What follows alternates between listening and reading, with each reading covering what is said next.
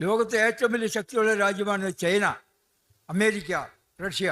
ഇവർ മൂന്നാളിൽ ഇവർ രണ്ടുപേർക്കും ചൈനയും അമേരിക്കയും മധ്യസ്ഥ പറയണം. മധ്യസ്ഥ പറഞ്ഞ് ഇത് പ്രശ്നം പരിഹരിക്കണം. ഈ മനുഷ്യക്കൊല, ഇന്ന് നമ്മൾ പൈപ്പിലൊക്കെ വായിക്കുന്ന ഈ കുട്ടികൾക്ക് വരുന്ന കൊല അവസാനിപ്പിക്കാൻ ലോകത്തുള്ള 3 പ്രധാനപ്പെട്ട രാജ്യങ്ങൾ ശ്രമിച്ചാൽ തീർച്ചയായും ഒരാഴ്ച കൊണ്ട് യുദ്ധം അവസാനിക്കണം. അവിടെയാണ് നമ്മൾ പ്രതികരിക്കേണ്ടത്. ചേട്ടൻ്റെ നല്ല മനസ്സ് കൊണ്ട് ഇങ്ങനെ പറഞ്ഞു എന്നേ ഞാൻ കരുതുന്നുള്ളൂ. കാരണം ഇപ്പോൾ റഷ്യയാണ് പറഞ്ഞ ഒരു ടീം. റഷ്യ ഒരിടത്ത് കിടന്ന് അടിച്ചുകൊണ്ടിരിക്കുകയാണ് ഇപ്പോൾ. റഷ്യ ഇപ്പോൾ ഈ നൂറ്റാണ്ടിലെ ഏറ്റവും വലിയൊരു യുദ്ധത്തിൽ പ്രൊവോക്കേറ്റർ ആയിട്ടിരിക്കുന്നത് റഷ്യയാണ്.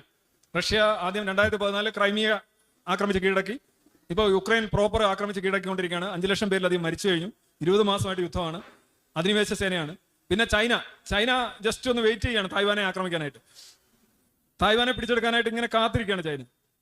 പിന്നെ അമേരിക്ക പിന്നെ ഈ പറഞ്ഞ ആളുകളെയൊന്നും സ്ഥലങ്ങളൊന്നും ഇങ്ങനെ പിടിച്ചെടുക്കുന്നില്ലെങ്കിലും ലോക പോലീസ് എന്നുള്ള നിലയിൽ പ്രവർത്തിച്ചുകൊണ്ടിരിക്കുകയാണ്. ഇപ്പോൾ അമേരിക്കയുടെ ഒരു പങ്കുണ്ടെന്ന് ചോദിച്ചു കഴിഞ്ഞാൽ ഈ ഇസ്രായേൽ അവിടെ കയറി ഇസ്രായേലിനെ അമേരിക്ക തന്നെ പറഞ്ഞിട്ടുള്ളത് ഈ കരയുദ്ധത്തിൽ തന്നെ നിങ്ങൾ ഇത്രയും ഈ കോപം ഒന്നിനും നല്ലതല്ല. ഞങ്ങൾ പണ്ട് ഈ വേൾഡ് ട്രേഡ് സെന്ററിലെ അറ്റാക്കിന് ശേഷം ഒരുപാട് കോപിച്ച് അഫ്ഗാനിസ്ഥാനിലെ തോറോ മരുഭൂമിയിലൊക്കെ കൊണ്ടുവന്ന് ബോംബിട്ടു. പിന്നെ ഞങ്ങൾക്കത് വലിയൊരു പണിയായി മാറി. അതുപോലെ ഇച്ചിരി നിയന്ത്രിച്ച് പോവാനിയാ എന്ന് അമേരിക്ക റെസ്ട്രെയിൻറ്റ് കൊടുക്കുകയാണ് ഉണ്ടായത്. അപ്പോൾ അമേരിക്കയ്ക്ക് ഇത് പരിഹരിക്കാൻ കഴിയുമെന്ന് ചോദിച്ചു കഴിഞ്ഞാൽ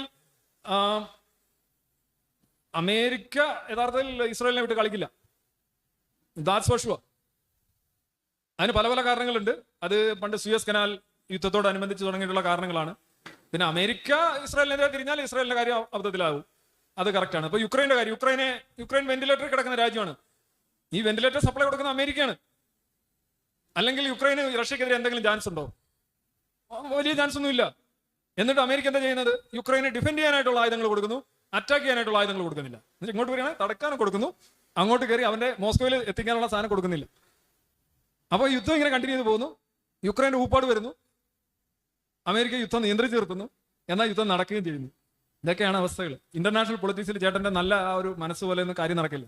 3 പേര് ഇടപെട്ട് എല്ലാം അടിച്ച് നിരപ്പാക്കാന്ന് പറഞ്ഞു കഴിഞ്ഞാൽ അങ്ങനെ ആരും ഇടപെടാറില്ല. അങ്ങനെയാണ് ചരിത്രം. അല്ല, your mind is good but practically അങ്ങനെ ചെയ്യാറില്ല എന്ന് ഞാൻ പറഞ്ഞു.